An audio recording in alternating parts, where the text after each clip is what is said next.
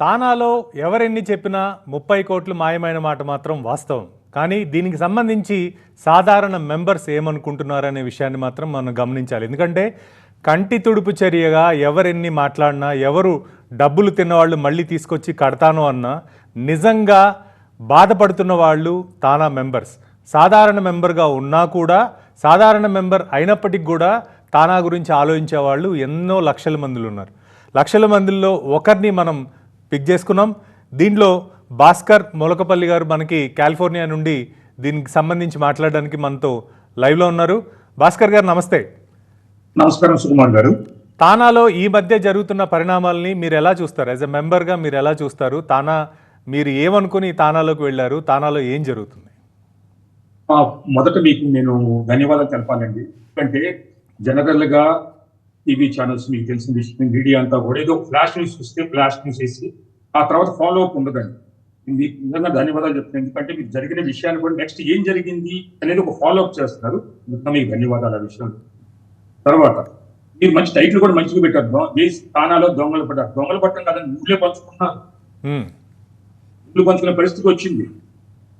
పాత టీము ఎలక్షన్ల ముందు నేను 2 టీములని విమర్శించే సంఘటన జరిగింది. అందరూ తెలుసు స్థానాలు. ఈ ప్రస్తున్న ప్రెసిడెంట్ కి తెలుసు, పాత ప్రెసిడెంట్ కి తెలుసు. వాళ్ళు ఏమైనా హామీ ఇచ్చారు ఆ రోజున మనకి? గతంలో జరిగిన అన్యాయాలు, అక్రమాలు, డబ్బులు, దోపిడీ ఇదంతా మేము బయటికి తీస్తాము అని చెప్పి ఎలక్షన్ లో ప్రామిస్ చేశారు. దురదృష్టంతో ఓడిపోయారు. కానీ వచ్చిన న్యూ టీం ఏంటంటే ఆ న్యాయం పలికిన వాళ్ళనే వాళ్ళ తప్పులు ఇప్పుడు వీళ్ళు పట్టుకుంటారు. అంటే ఎలా ఉందంటే ఇది మొత్తం అండి ఇదంతా కూడా అంటే ఇంత పెద్ద స్కామ్ మీరు ఎక్స్పెక్ట్ చేశారా భాస్కర్ గారు? ఒక సేవా సంస్థలో జనరల్గా ఏదైనా ఒక కంపెనీలోనో ఎక్కడో జరగడం అనేది వేరే సంగతి, కానీ ఒక సేవా సంస్థలో యాజ్ ఎ మెంబర్గా ఇంత పెద్ద ఫైనాన్షియల్ ఫ్రాడ్ ఎక్స్పెక్ట్ చేశారా? దానికి అసలు స్కోప్ అంత ఉందా? నేను ఇంత ఎక్స్పెక్ట్ చేయలేదు, ఇంత మనీ ఎక్స్పెక్ట్ చేయలేదు, కానీ ఇది ఎక్స్పెక్ట్ చేశాను.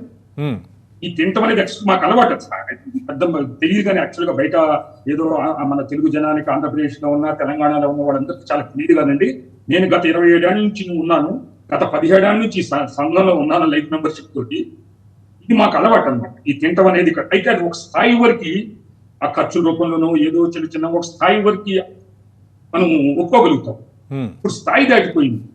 ఉద్యోగాలు మానేసి ఇది తానాలో ఏదైనా కోర్సు చదివి సంపాదించుకునే పరిస్థితి వచ్చింది. ఇది బాధాకరమైన విషయం నిజంగా చెప్పాలంటే సుకుమార్ గారు. ఒక తెలుగు వాళ్ళకి ఆర్గనైజేషన్ అంటే జనరల్గా మనకి ఏదైనా కష్టం వచ్చినప్పుడు మొరబెట్టుకోవడానికి ఒక 10 మంది కలిసి ఉండే ఒక ఆర్గనైజేషన్లో ఇలాంటి పరిణామాలు ఎంతవరకు మంచిదండి?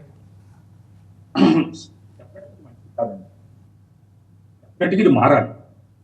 ఇది మీరు గమనిస్తే గత 4 టర్మ్స్ గా 5 టర్మ్స్ గా గత 10 నుంచి 15 ఏళ్ళ దాకా 25 మంది మధ్య ఈ తానా మొత్తం నలుగుతుంది. వీళ్ళందరూ ఈ మారితే కానీ ఈ తానా పట్టు ఎటువంటి సంస్థ అండి. ఎంత సదుద్దేశంతో, ఎంతో మంచి ఉద్దేశంతో కల్లారుని కుమార్ గారు పెద్ద పెద్ద వాళ్ళు ఆ రోజుల్లో ఈ సంస్థ పెట్టి తెలుగు వాళ్ళకి ఏదన్నా ఉంటుందని పెట్టిన సంస్థని ఈ రోజున జనాలు మొహానం ఉమ్మూసే పరిస్థితి తీసుకొచ్చారు. ఎంత బాధ అండి. జనరల్గా మిగిలిన ఆర్గనైజేషన్స్ కూడా ఉంటాయండి. అక్కడ గుజరాతీ కమ్యూనిటీ ఎక్కువ ఉంది, గుజరాతీ సేవా సమాజ్ అని, ఇట్లా చాలా ఆర్గనైజేషన్స్ ఉంటాయి. ఈ ఆర్గనైజేషన్ సంబంధించి ఎక్కడా కూడా ఇలాంటి వార్తలు ఎక్కువగా మనకి బయటకు వచ్చిన దాఖలా లేవు. బట్ తానానే ప్రతిసారి ఎందుకు ఇలాంటి వివాదాల్లో ఇరుక్కుంటుంది? మంచి క్వశ్చన్ వేశారండి గారు. దీనికి ఆన్సర్ కూడా మనంత ఆరాటం, మనంత తపన డబ్బుల మీద మిగతా వాళ్ళకి లేదండి. మిగతా వాళ్ళు గుజరాతీస్ అయినా కానీ, ఈవెన్ తమిళియన్స్ అయినా కానీ, కెనడియన్స్ అయినా కానీ, బికాస్ నాకు వాళ్ళతో అసోసియేషన్తో సంబంధం ఉందండి. నాకున్న బిజినెస్ రీత్యా కానీ వేరే విధంగా కానీ. సో వాళ్ళందరూ కూడా ఉన్నంతలో వాళ్ళ వాళ్ళ వాళ్ళ సమాజానికి లేకపోతే వాళ్ళ కమ్యూనిటీకి సహాయం చేయడానికి మనోళ్ళు అసలు ఎలా ఉన్నారంటే అండి, దీనికి ఒక రాజకీయ నేపథ్యం కూడా తేడైంది.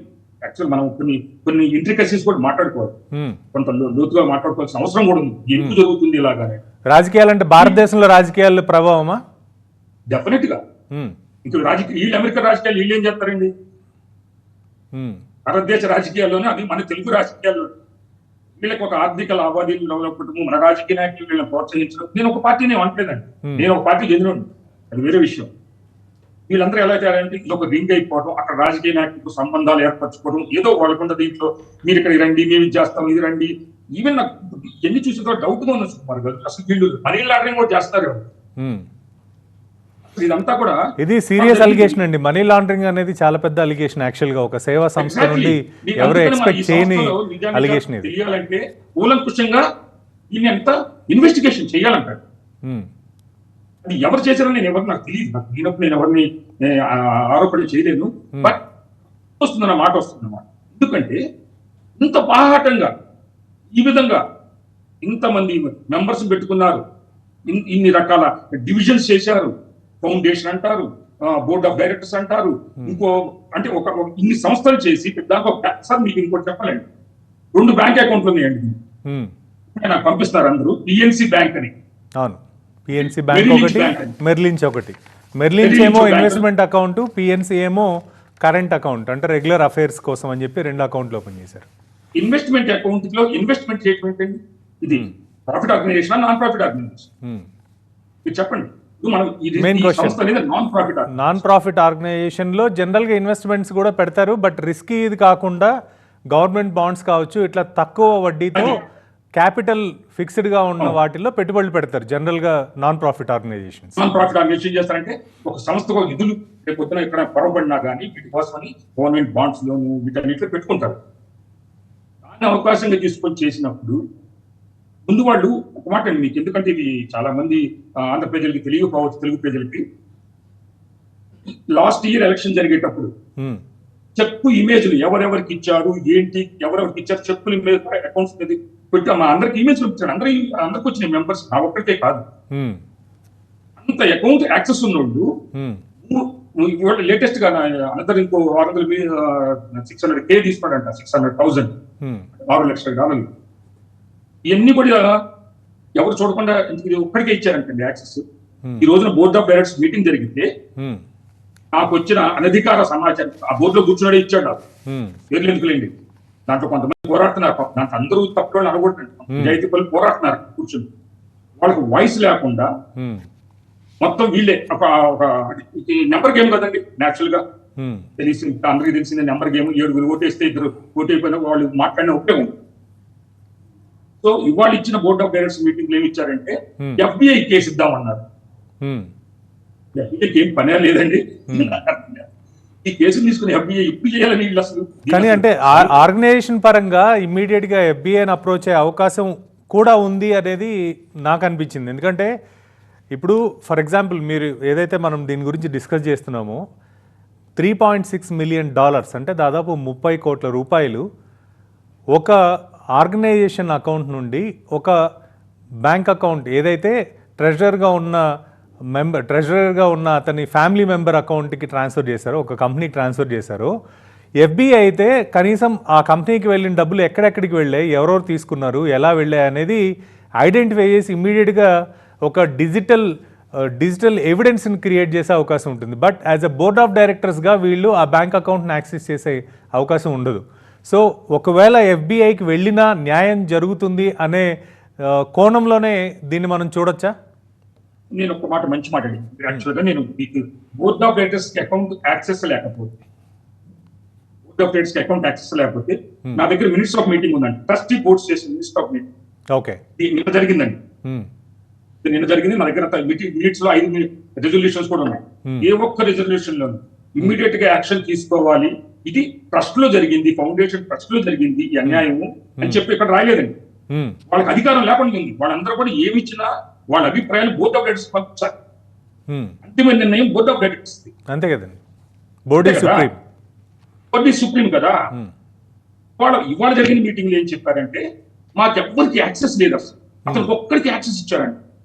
మీరు బైలాస్ మీరు ఎప్పుడు చదివారో లేదో కానీ అంటే బైలాస్ కాపీ ఉందండి, బైలాస్ కాపీ ఉంది. ఆ బైలాస్ లో ఎక్కడన్నా ఫౌండేషన్ ట్రస్టీలో ఎంత డబ్బులు ట్రాన్స్ఫర్ చేస్తే, ఎంత డబ్బులు వాడితే ఎన్ని సంతకాలు ఉండాలి, ఒక్క పర్సన్కి ఎలా ఇవ్వగలుగుతారు? మీరు 300K కూడా ట్రాన్స్ఫర్ చేసి ఉన్నాయండి, చూడొచ్చు. 300K కూడా ఒకసారి ట్రాన్స్ఫర్ చేసింది, 350K, 300K అంటే ఆల్మోస్ట్ $3 లక్షల మీరు ట్రాన్స్ఫర్ చేస్తారు. ఒక్క ఎలా ఇచ్చారు? ఎవరు ఇచ్చారు permission? Board of directors.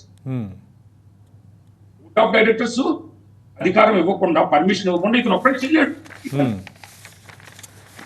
So నేను ఒకటే అండి, ఒక వ్యక్తి చేసిందంటారా, లేకపోతే ఇది కలెక్టివ్ గా కొంతమంది కలిసి చేసిన?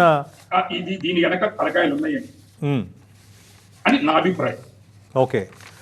సో దీంట్లో పూలకు సో ఎప్పుడైతే బోర్డ్ ఆఫ్ డైరెక్టర్స్ ఈ ఈ విషయంలో అంత కఠినమైన నిర్ణయాలు తీసుకోలేకుండా పోతున్నారో, దీనివల్ల మీరు వేరే ఎవరో ఉన్నారు దీని వెనకాలని ఆలోచిస్తున్నారా, లేకపోతే? ఫండమెంటల్ క్వశ్చన్ సుకుమార్ గారు నాది. ఉమ్, ఈ ఒక్కతనికి యాక్సెస్ ఇచ్చే పర్మిషన్ ఎవరు ఇచ్చారు? ఉమ్. బోర్డ్ ఆఫ్ డైరెక్టర్స్ లో బైలాస్ లో ఇప్పటికీ లేదు, తెలియదు. బైలాస్ లో లేదు అది. బైలాస్ లో లేదు, నేను చూసాను. ఓకే. బైలాస్ లో ఎక్కడ లేదు అది. ఓకే.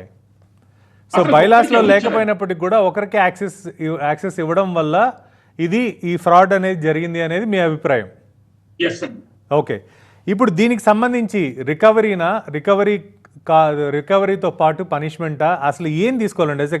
యాజ్ ఎ మెంబర్, తానాలో ఒక మెంబర్గా మీరు దీని నుండి ఏం ఎక్స్పెక్ట్ చేస్తున్నారు? ఈ క్రైసిస్లో ఏం చేస్తే బోర్డ్ ఆఫ్ డైరెక్టర్స్ ఎవరైతే ఉన్నారో వాళ్ళు ఏ నిర్ణయం తీసుకుంటే మంచిదని మీరు ఆలోచిస్తున్నారు? ఇమ్మీడియట్ గా తానా జరిగే కార్యక్రమాలు ఆపేసి తానాకి మంచి కంపెనీ ఇప్పుడైనా స్టార్ట్ అవుతాం. ఎందుకంటే ఇది 2 రోజులు అవ్వగానే జనం మర్చిపోతారు. నేను ఎందుకు చెప్తానంటే ఇదంతా కూడా ఈ కూల్ డౌన్ అయిపోయిన 2-3 రోజులు మళ్ళీ కాన్ఫరెన్స్ అనౌన్స్ చేస్తారు. మళ్ళీ దానికి మళ్ళీ డబ్బులు వసూలు కార్యక్రమం స్టార్ట్ అవుతుంది. మళ్ళీ ఫండ్ రైజింగ్ ప్రోగ్రామ్స్, సినిమా వాళ్ళని పిలవటం, లేకపోతే ఈవెంట్లు పెట్టడం, ఇది ఒక పరంపర అయిపోతుంది. ఒక ప్రెసిడెన్స్ గా తీసుకుంటున్నారు. ఇంత ముందు వాళ్ళు చేసింది వాళ్ళ మీద విమర్శించి మీరు గెలిచారు, మీరు గెలిచిన వాళ్ళు ఇదే పని చేస్తారు. ఇది ఒక సాంప్రదాయం చేసి పారేసరికి దీన్ని ఎక్కడ చోట ఆపాలిగా. ఓకే. సో ఈ క్రైసిస్ నుండి తానా ఎగ్జిస్టింగ్ బోర్డ్ నేర్చుకుంటుందంటారా? కనీసం ఇవన్నీ కరెక్ట్ చేసుకొని కన్వెన్షన్కి ముందుకెళ్లాలో, లేకపోతే కన్వెన్షన్ని కొద్దిగా పోస్ట్ పోన్ చేయాలనే ఆలోచన బోర్డ్ ఆఫ్ డైరెక్టర్స్ తీసుకునే అవకాశం ఉందంటారా? మీరేం ఎక్స్పెక్ట్ చేస్తున్నారు, మీరేం డిమాండ్ చేస్తున్నారు? మనసుంటే ఉంది, మనసుందని నేను అనుకోవట్లేదు. మనసున్నోడు ఎవడు కూడా ఇటువంటి ముందు ఇమీడియట్ గా నేను డబ్బులు కడతాను. ఏమండి ఒక మాట సుకుమార్ గారు, అందరిని అడుగుతున్నాను, ఓపెన్ గా అందరికీ అడుగుతున్నాను. దొంగతనం చేసేసి నేను డబ్బులు వాళ్ళకి దొంగతనం వెనక్కి ఇచ్చేస్తారంటే కేసు లేకుండా ఉంటుందా? ఖచ్చితంగా ఏ రాజ్యాంగం ఏ చట్టంలో ఉంది? ఏ దేశ చట్టంలో లేదు, ఏ దేశ చట్టంలో లేదు. మీరు ఆల్రెడీ దాన్ని నీరు కారుస్తున్నారు మీరే. నిన్న జరిగిన అన్అఫిషియల్ గా చెప్తున్నాను సార్, నేను జరిగిన మీటింగ్ లో అతను అన్నాడంట, ఇవాళ జరిగిన మీటింగ్ నేను స్ట్రెస్ అయిపోయాను, నా లాయర్లు వచ్చి చూసుకుంటారు అంటే ఏంటిది అంతా.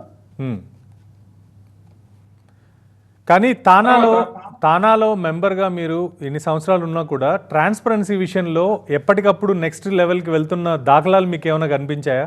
ఒక క్రైసిస్ జరగడం అనేది కామన్ ఏ ఆర్గనైజేషన్లో అయినా, కానీ ఇది యాక్చువల్ నేను ఈ పాయింట్ ఎదుగుదామని మీకు అనుకున్నాను. అను మాత్రం కూడా లేదండి ట్రాన్స్పరెన్సీ. ఓకే. ఒక నాన్ ప్రాఫిట్ ఆర్గనైజేషన్ మీరు తీసుకోండి, ఈవెన్ యునైటెడ్ నేషన్స్ దగ్గర నుంచి తీసుకోండి, ఎక్కడైనా ఏ నాన్ ప్రాఫిట్ ఆర్గనైజేషన్ లో కూడా ఏదైనా బోర్డు రెజల్యూషన్స్ తీసుకున్నా ఏమి తీసుకున్నా కూడా ఆఫ్టర్ వెబ్సైట్ ముందు చేస్తారు, ఈ డేట్ నే ఈ రెజల్యూషన్స్ తీసుకున్నాము అని.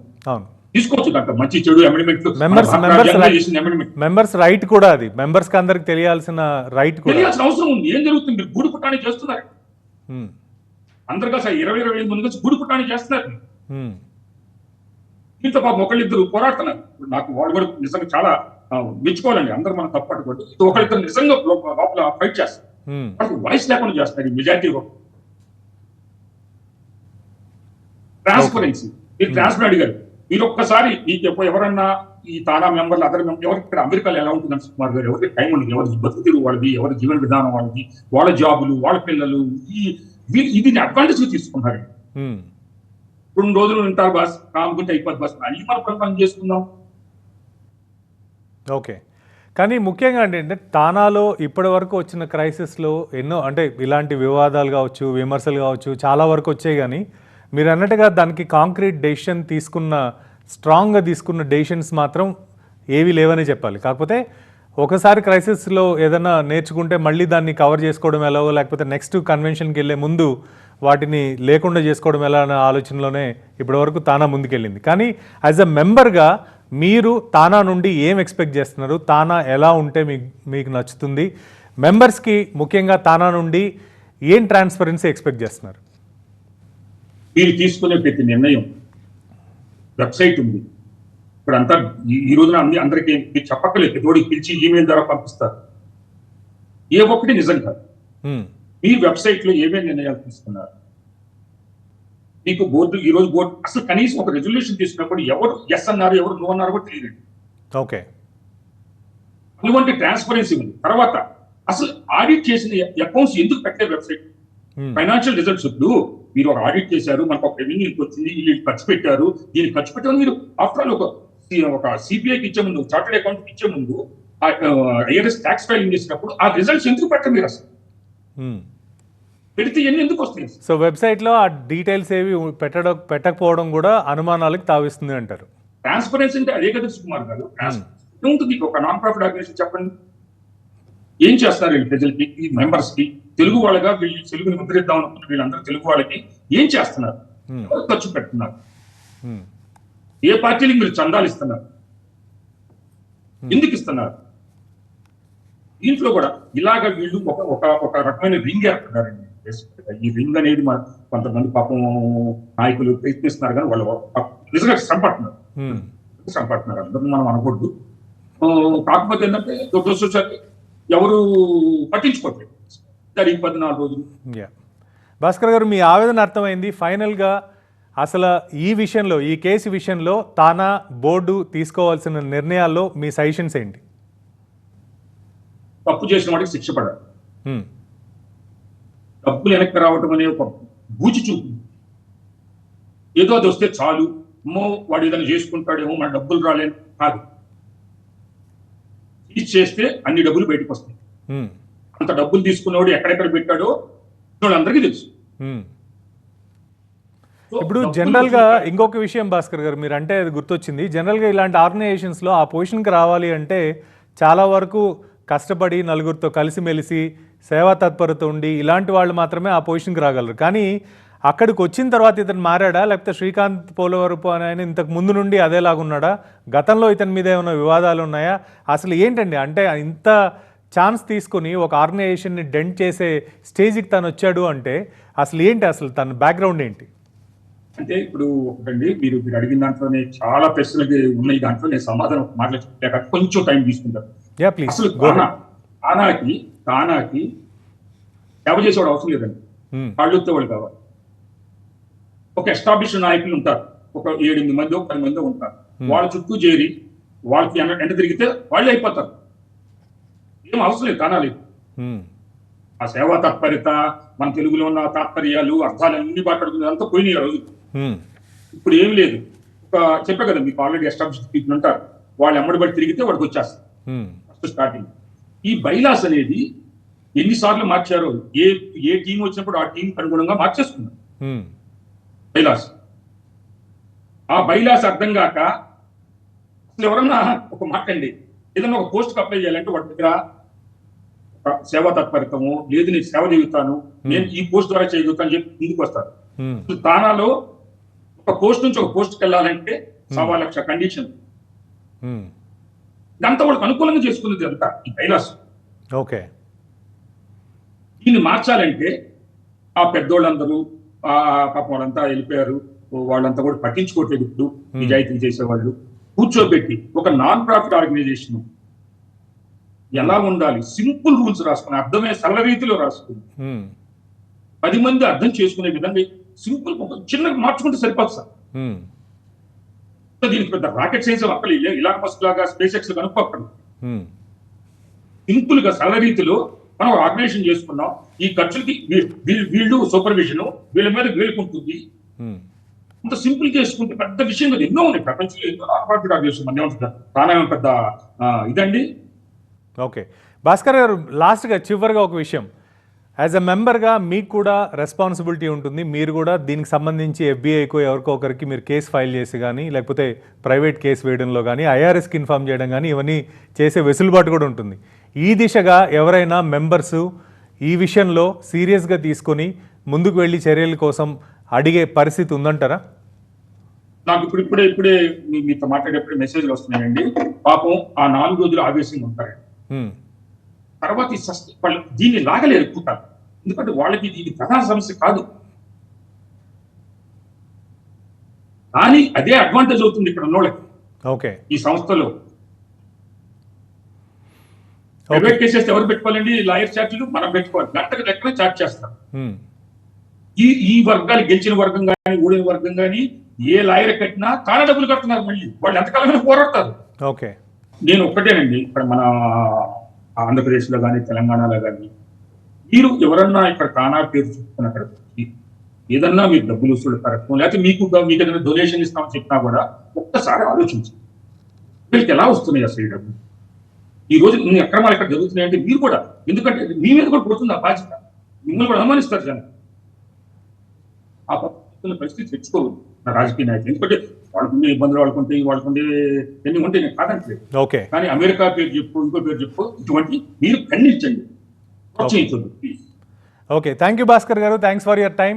ఇది తానాకు సంబంధించి సంక్షోభంలో ఒక కామన్ తానా మెంబర్కున్న ఆవేశం కింద మనం చూడాలి. మరిన్ని అప్డేట్స్ కోసం చూస్తూనే ఉండండి TV9.